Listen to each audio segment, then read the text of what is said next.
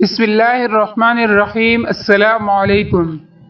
کہتے ہیں ایک ماں بیٹے میں مناظرہ چل رہا تھا۔ ماں کا موقف تھا کہ اللہ کھلاتا ہے تو ہم کھاتے ہیں، بیٹے کا کہنا تھا ہم کھاتے ہیں، اگر ہم نہ کھانا چاہے تو اللہ پاک کیسے کھلا سکتے ہیں؟ اس مناظرے کے دوران ماں نے بیٹے کے آگے کھانا رکھ دیا تو بیٹے نے کہا چلے میں آج رات والا کھانا نہیں کھا رہا، اللہ پاک اب کیسے کھلائیں گے؟ ماں بیٹے کے پیچھے پڑ گئی کہ پاگل نہ بن، کھانا کھا لے، اور بیٹے نے ضد پکڑ لی کہ میں نے نہیں کھانا، اللہ پاک اب کیسے کھلاتے ہیں؟ ماں بیٹے کو بھوکا کہاں دیکھ پاتی ہے، اس نے اصرار شروع کیا تو بیٹا گھر سے نکل کر گاؤں کے قبرستان میں جا کے سو گیا۔ ماں نے ایک زبردست قسم کا خوشبودار حلوہ بنایا اور جا کر بیٹے سے کچھ فاصلے پر ایک قبر پر اس خیال سے رکھ آئی کہ رات کو بھوک سے جاگ گیا تو کوئی دیکھنے والا نہ ہوگا اور یہ کھا لے گا۔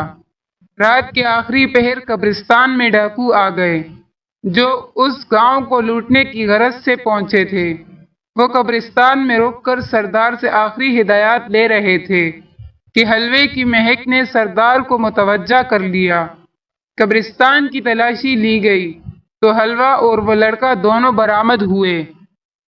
سردار نے حلوہ کھانا چاہا تو ایک نے کہا سردار مجھے لگتا ہے اس حلوے میں زہر ملا کر رکھا گیا تھا تاکہ ہم کھا کر مر جائے، اور یہ لڑکا جاسوسی کے لیے موجود تھا کہ ہمارے انجام کی خبر جا کر گاؤں والوں کو دے سکے۔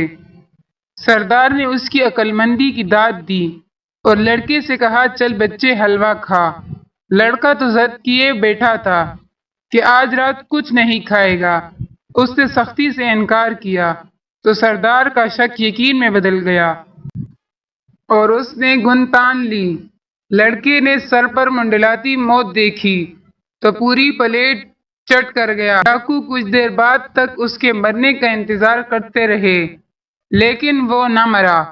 ایک بار پھر اسی نے ہی گتھی سلجھائی اور کہا سردار سلو پوائزن لگتا ہے۔ کنفیوز ڈاکو لڑکے کو قبرستان میں چھوڑ کر لوٹ گئے۔ فجر کی اذان کے ساتھ لڑکا خالی پلیٹ ہاتھ میں لیے منہ لٹکائے گھر میں داخل ہوا تو ماں نے پوچھا بیٹا کیا ہوا؟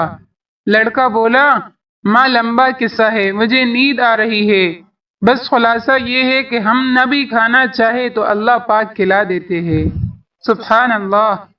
اللہ حافظ۔